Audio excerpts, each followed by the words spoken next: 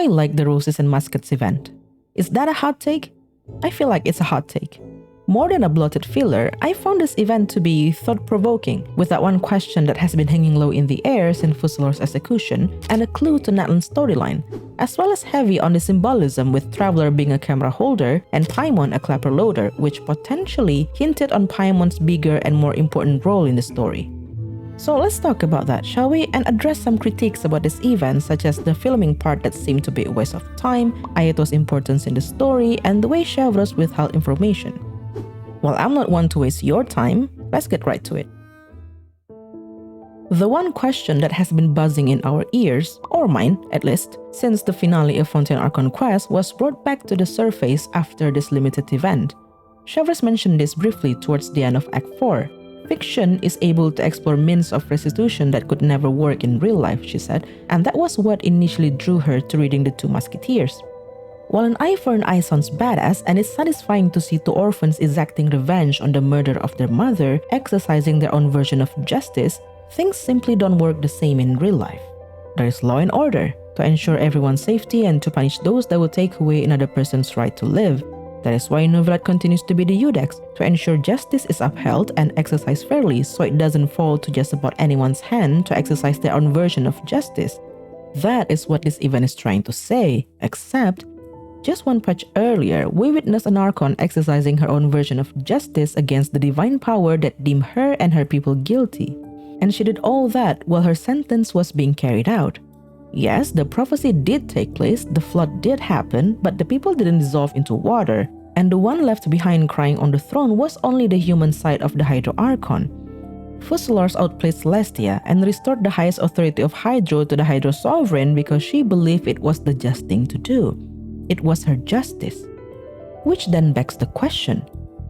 Now that we know the divine throne bestowed upon the Archons could be destroyed, and destroying one equals returning an ancient dragon's power, what is stopping the other nations from doing the same? I mean, the other 4 Archons we met so far willingly give up their noses, right? They cut ties with Celestia and all that. Or who's to say that it is not already being done in Natlan? Maybe that is why the last time a Pyro Archon was mentioned was at least 1,000 years ago.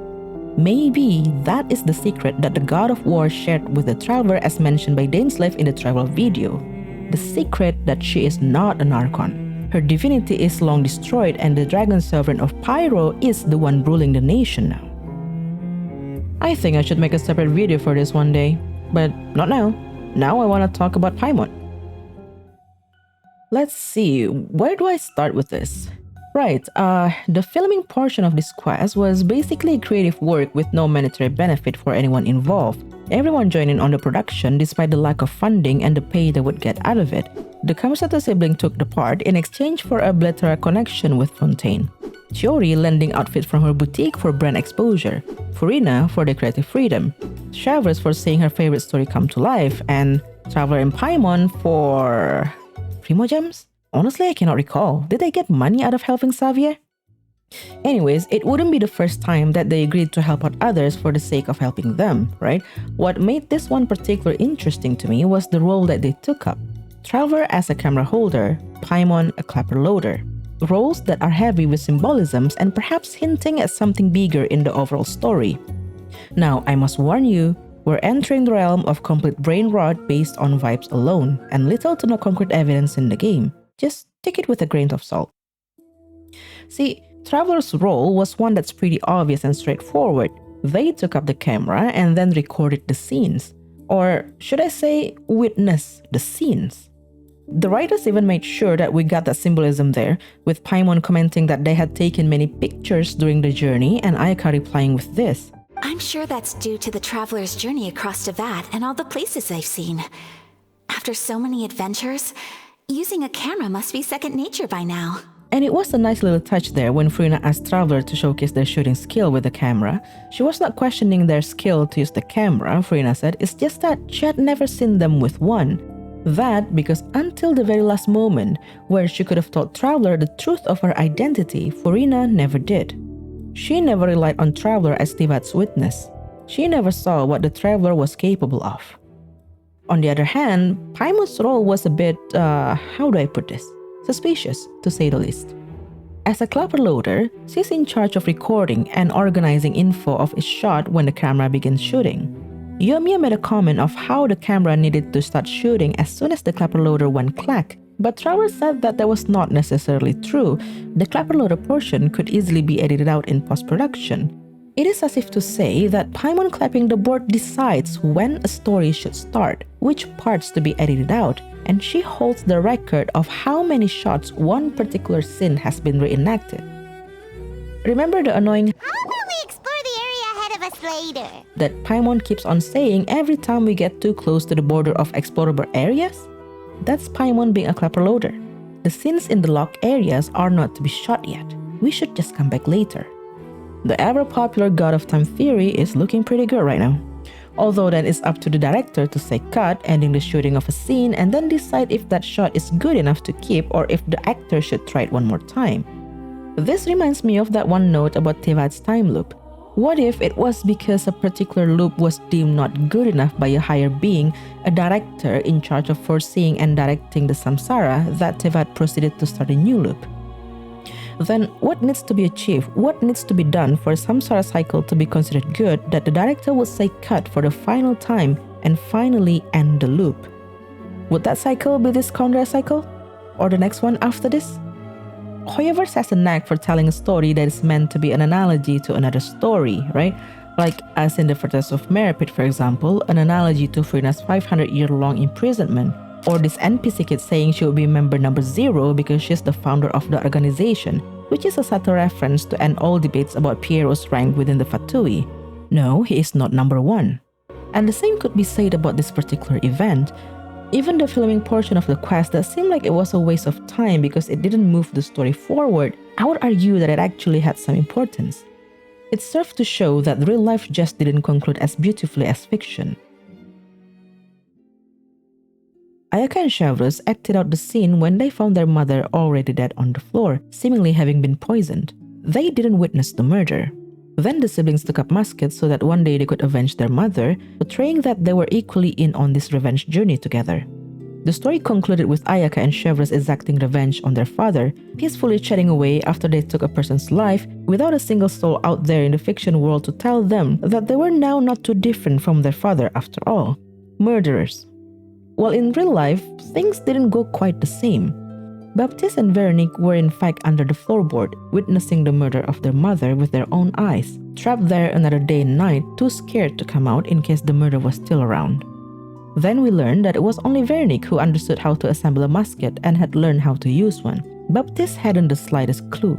And in the end, not only were they stopped from taking another person's life, Chevreuse made sure Veronique understood that by doing so, by killing another person, she was no different from Maurice, and her killing him would simply start another change of revenge in the future. It is as Chevreuse said in the end, Romanticism is the appeal of the work of art. While nothing could be done about the trauma they had suffered from witnessing their mother's murder, Baptiste makes sure the fictional him and his sister didn't suffer the same trauma by making them come home only after the mother died. They were not there to witness the moment of her death, a small mercy Baptiste gave to his fictional self. And perhaps that's why the fictional siblings both took up the musket. Perhaps real-life Baptiste felt sorry towards Veronique for not having the guts to take up firearms and go through with the plan with her. Since he's the author of the story, he could change the story to his heart's content, making his character this protective older brother, for example. Things that he otherwise couldn't do in real life, he made sure happen in fiction. But speaking of what should happen in fiction, do you know what shouldn't have happened in this quest? Ayato! What was he doing in this quest? With or without him, the story would have still evolved all in the same way. Like, Chori could have recommended Chevreuse to play one part of the siblings alongside Ayaka from the beginning. And what was that talk with Chori about him wanting to be away from Ayaka from time to time so that she would have the space to make friends? What was that all about? My dude, you were absent throughout the Inazuma arc. Ayaka befriending Traveler and Paimon was all thanks to her own effort and some assistance from Toma. She was very much already capable of making friends on her own. I don't understand. Although at least the writers had the grace not to add Raiden A to the mix. Last time she had a rerun, they made her appear in that Inazuma horror event for 1 second at the mention of Dango milk and peace out immediately after. At least, they knew how out of place her cameo would be. Ayato though, I wish they had included him in the Inazuma arc, really, and then this doting older brother's talk would have made sense. I wish the writing of Inazuma arc was better. But do I wish Chevreuse had shared more details of her investigation with travelers throughout the story instead of harboring all the facts until the big final reveal? Not really. Our relation with Chevreuse, I see it more like a reference to John Watson and Sherlock Holmes, especially in the books. If you're not familiar, the books were written from John Watson's point of view, him being the observer to each and every single one of Holmes' investigation. Holmes wouldn't necessarily tell him all the information he acquired throughout the investigation, right? And he would only do so when he revealed the truth towards the end of the story. In this event, Traveler is the Watson to Chevreuse Holmes. And again, isn't that what the Traveler's role is? Just like John Watson, an observer, a camera operator, the witness. Thank you for watching. I will see you in the next one.